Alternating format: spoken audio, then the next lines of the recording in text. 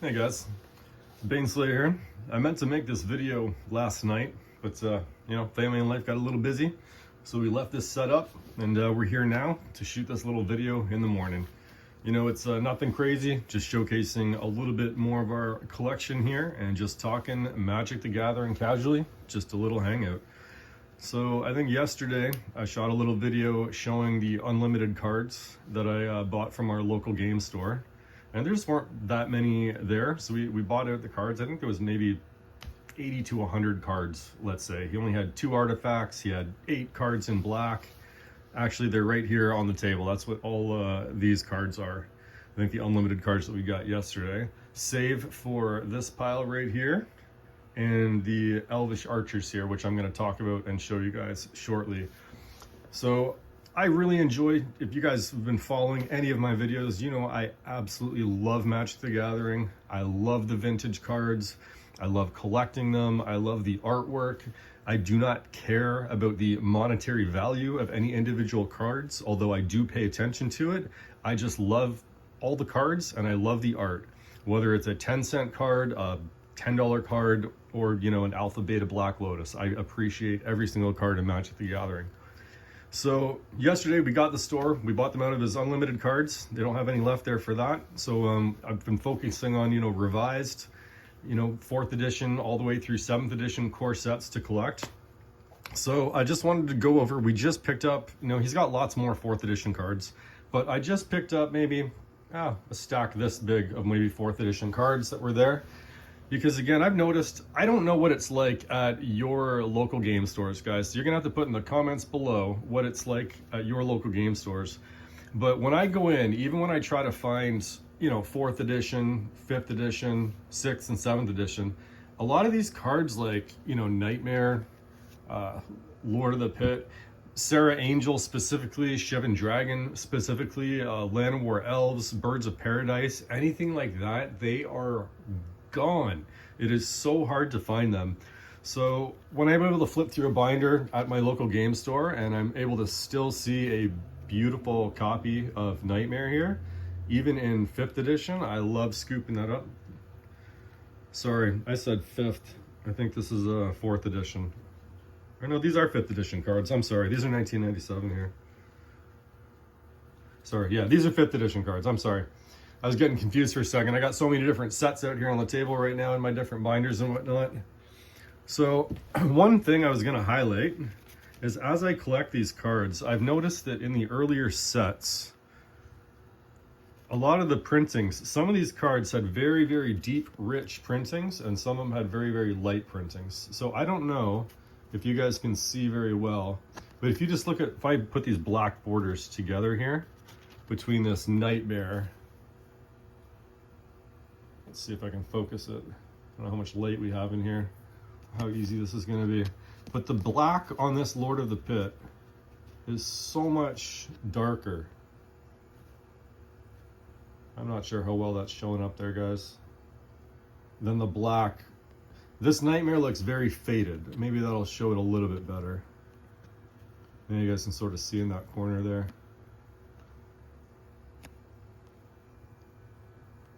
It's not showing up well on camera. I think that's a little bit better. Yeah, you might be able to see, especially by that summon name. You can see that it's very faded on the Nightmare, but very, very rich and deep black. I think that shows it very well there, actually. You can just tell. If you look at the Summon Demon, and then we look at Nightmare's name, you can see that this black is more gray, and on the Lord of the Pit, it's a nice black. So I've noticed on a lot of these older cards, you can end up with a faded printing, or you can get something with deep, deep, rich colors. So it's even harder to find these older sets in near mint condition with deep, deep colors. So the other card that I wanted to pull to highlight this was Elvish Archers. I've got 4 copies here, okay, and these are from 5th edition. And I'm not sure if you can see, but these 3 cards are faded, and this last one has beautiful, rich coloration. And, the blacks really stand out. Like if you look at the bottom here, at the wording, you can almost see that black is almost right over that 1995. I'm sorry, I don't know what years I'm picking up here. 95, 97. We got 4th and 5th edition cards here. You know, but if you look at the 1995 logo on here, you can see that black is very faded. It almost looks gray. But on this one here, you can see it's right over that 1995. Nice deep black, the nice deep greens on this one. So I've got 3 faded cards, and then one with this nice deep coloration. I'll try to show it up close, and let's see if we can get, you know, if you look at right down here on the side here, that nice black, it's, you know, nice deep green, nice deep blacks. You can see the deep blacks on his bow and arrow there. You can see this nice green on his leg. And then if I pick up these other cards, again, if I go back here, now it's all washed out. It's not nearly, if I hold them side by side for you even, let's see if I can do this. You can tell one's a lot more faded and one has a lot more deep coloration to it. So anyhow, I would definitely pay more money for these beautiful, deeply colored cards. And I have 3 faded ones here for 1 deep coloration one. So when I'm out looking at these card shops, there we go, bring that back into focus. I try to pay a lot of attention to how deep the coloration is on the cards of these older sets. So not only am I looking for the mint condition, I mean, I collect all condition myself. I collect played, heavily played, faded, not faded. But obviously, I'm going to prefer buying the deeply saturated color cards. They seem to be a little bit more rare. The colors pop and the artwork shows really, really, really well. So if you guys are out there collecting, that's just something that I would pay attention to. It's not something that you're gonna see on online retailers. And that's actually why I recommend going directly to a local game store and looking for these cards. Because you can go onto any of these big name trading card game websites. Y'all know what they are. And you can put in the cards, and yeah, it'll tell you if it's in near mint condition or not, heavily played, but it's not gonna tell you the color saturation levels of the card you're getting. So are you gonna get a faded card, or are you gonna get something with beautiful, deep, rich tones that really, really shows off that artwork really, really well with all the details? So if you go to a local game store, you're able to see the card, you're able to see the coloration, you're able to see the ink, and it's not just, you know, near mint or played, but how much that coloring plays into the ink. And I think that's something that a lot of collectors are missing, and it's something that you definitely miss if you go to buy cards online. So I mean, the rest of my video, I was honestly just going to try to be going casually and just sleeving up these cards, putting these in the perfect fit sleeves. I always double sleeve all of my cards in my collection, so we're gonna perfect fit sleeve these ones up first. And I was just gonna chat a little bit, but I think that's mostly what I was gonna say. I just wanted to show you guys a little bit of the coloration on the color variation on some of these cards. You can see that Nightmare has faded borders. You can see that Lord of the Pit had really nice deep dark borders. And then I think I showed you guys the Elvish Archers, where these 3 on the right, this green is very faded, and on here this is just beautiful deep color saturation, and you can see it right down there with the black versus it's all faded on these 3 cards.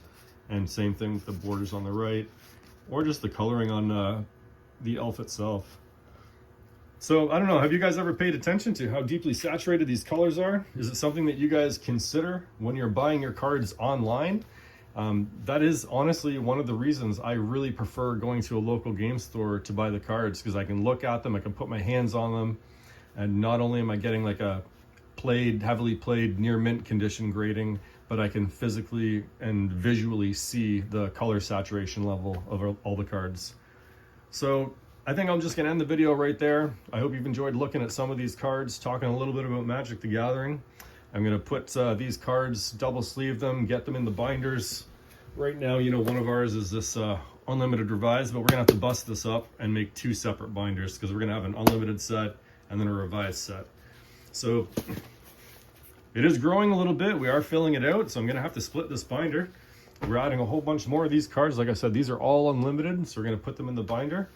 And if you'd like to follow us, I'd love to have you come chat, talk to me about your collecting, what you guys do, what sets you guys are collecting right now, what your strategies are. Right now, I've noticed that alpha and beta sets have been pretty much priced out of the average retail investor here, you know, Magic the Gathering collector, however you want to frame it, right? So we have ABU, Alpha Beta Unlimited. I'm just going to say that I'm collecting now R7 cards. I'm just going to say R7, and I'll coin that term here. And that's revised through 7th edition core sets. And then I'm going to say 8-9X for 8th, 9th, and 10th edition. And the reason I'm going to break those up is because I think if you're new to the collecting hobby, if you're wondering how to categorize these old sets, or, you know, maybe this is going to give us another way to talk about the older sets. I know everyone's very familiar with ABU, Alpha, Beta, Unlimited, but I think now we need something for those old vintage sets that are all pre-modern. So if we went, you know, R7 for revised through 7th edition, all those core sets, and then we went with the modern frame. And the reason I picked 8-9X also, sort of ABU, 8-9X, is because it was those first modern framed cards in 8th, 9th, and 10th edition. And then that's before they switched to the ultra modern M10, M20, and I'll call those the M series of core editions, or the M cores, or the M series. And that would go up to, you know, whatever, I think M21, M22, whatever they have. So that's a good way, I think, to categorize it. You know, the 8-9X, it's like, it still has some vintage feel to it. It's got the modern borders. But if you look at those sets, and I'll showcase the cards for you, you can still see that they have this vintage art feel. You know, 8, 9, and 10th edition, we're still using the new Roman numerals or numbers before it switched to that M10, M11, M12. You know, so it's like modern versions of vintage cards. They have their own little 3-set era in Magic's history. And that's a really nice way, I think at least, that we can have Alpha, Beta Unlimited, you know, ABU, R7, revised to 7th edition, which is those vintage core sets, you know, and then 8-9X, which is those, you know, the clunky modern versions, and then we switch to the M series or the M core sets. But anyhow, that's the video for now. That's just how I like to categorize at least my collecting with the sets in my mind. I'm sharing that with you guys.